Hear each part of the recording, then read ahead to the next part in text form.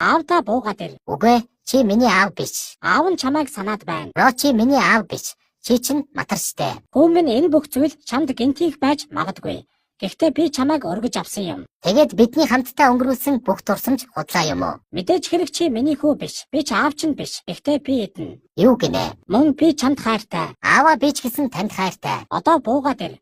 Тэгж байж л би чамайг идэж чадна. Юу гинэ? Тэгж байж би чамайг тэрвэрч чадна. Гэхдээ чамд гар байхгүй штэ. Надад байгаа. Харуул та. Чамд. Тийм ээ, надад гараа харуул та. Хүү минь матарнаас гараа харуулахыг асуух нь маш бүдүүлэг шүү. Уучлаарай би мэдсэнгүй.